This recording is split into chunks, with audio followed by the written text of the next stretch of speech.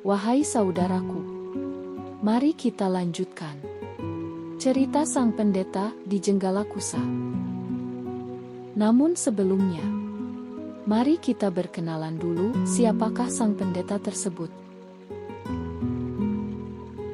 Sang pendeta yang telah menemukan cahaya baru tersebut tiada lain adalah Ide Pedande Sakti Murah Pemade. Sementara ayahnya, seorang Brahmana yang sangat dihormati karena keteguhan dan kebijaksanaannya. Brahmana tersebut tiada lain adalah Dang Hyang Wirage Sandi. Orang-orang mengagungkan namanya dengan sebutan Ide Pedande Sakti Kemenu. Beliau adalah putra sulung dari Batara Parama Nirarta. Atau beliau juga adalah putra dari negeri Daha. Beliau tinggal di sebuah desa terpencil yang bernama Desa Taru Pinge. Di sanalah sang Brahmana menjalani hidupnya sampai menuju moksa. Atau Ide Betare lepas di Samong. Baiklah, kita lanjutkan ceritanya Ide Pedande Sakti Murah Pemade.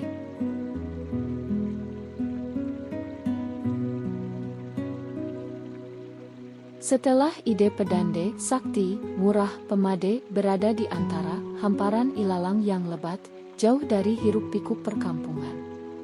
Meski tubuhnya rentah, Ide Pedande Sakti Murah Pemade datang ke tempat ini bukan untuk berteduh, tetapi untuk memulai sesuatu yang lebih besar. Gemerisik angin dan sesekali lenguhan binatang dari kejauhan. Namun bagi sang pendeta, tempat ini terasa seperti tanah suci yang sudah menantinya sejak lama.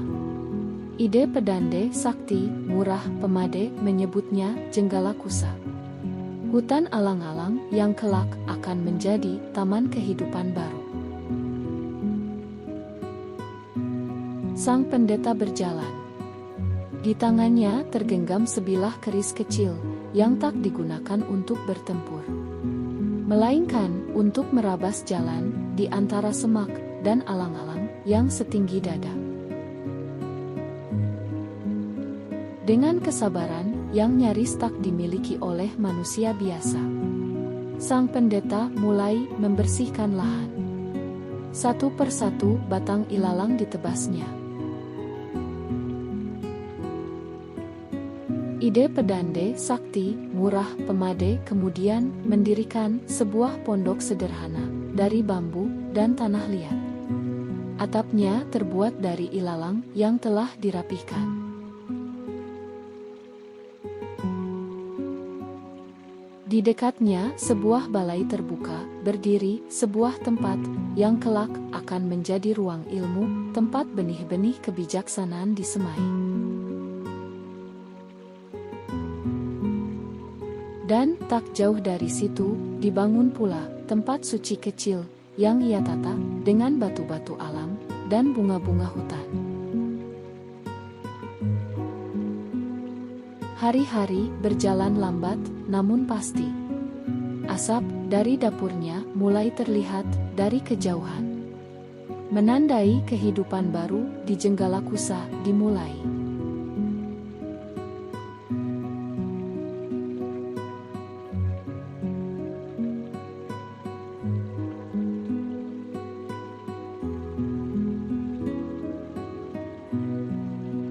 Kabar tentang keberadaan sang pendeta pun tersebar. Pertama di antara para penggembala. Paman, ada kabar dari seberang. Ada seorang pendeta membuka hutan ilalang dan mendirikan pondok suci di sana. Berita tersebut kemudian menyebar dari mulut ke mulut, kemudian ke desa-desa sekitar. Tak lama berita itu sampai ke desa Tarupinge, desa asal sang pendeta. Para tetua desa terkejut sekaligus terharu. Mereka mengenal beliau sebagai orang bijak yang dulu hendak menyucikan diri, namun kini menemukan cahaya baru di sebuah hutan ilalang, dan sekarang bermukim di sana.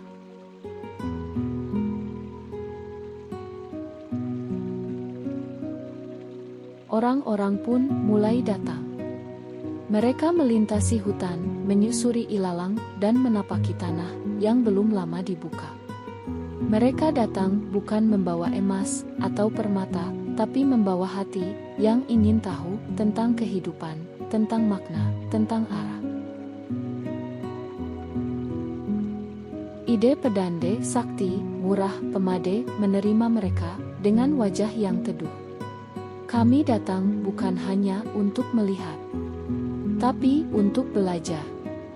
Bolehkah kami menjadi bagian dari tempat ini? Tanya salah satu warga yang datang.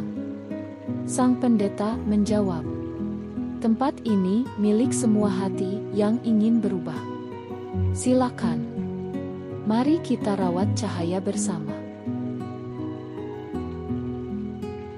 Di balai kecil itu, Ide Pedande Sakti, Murah Pemade berbicara bukan dengan suara tinggi, melainkan dengan kelembutan yang menyentuh jiwa.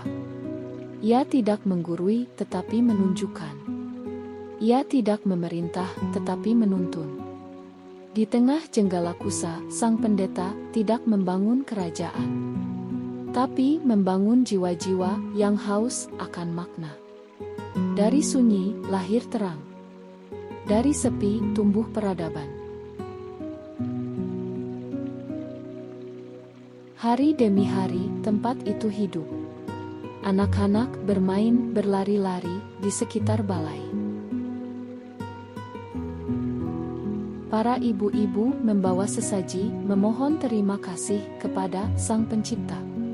Sementara para bapak-bapak sibuk dan ikut membantu merawat lahan. Dari kesunyian hutan tumbuhlah sebuah komunitas kecil yang penuh makna. Mereka menamai tempat itu Banjar Kusa, sebagai penghormatan pada ilalang yang dahulu menjadi saksi permulaan segalanya. Kata Banjar berasal dari kata ber dan anyar. Ber artinya bara, sedangkan anyar artinya baru. Di mana sang pendeta menemukan cahaya baru yang membara di hutan ilalang.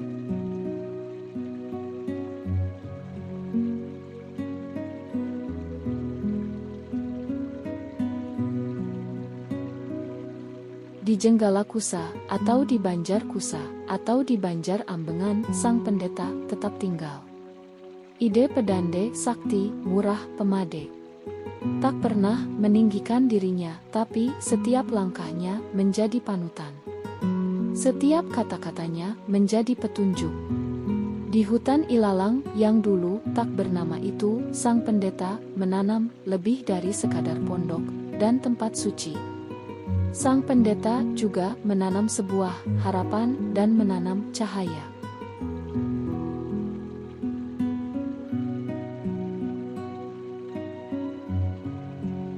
Demikianlah cerita perjalanan Ide Betare leluhur.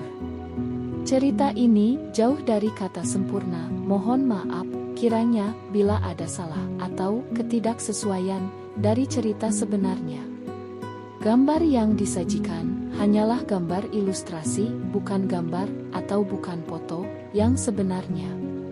Setidaknya kita tidak melupakan perjalanan sejarah leluhur. Salam.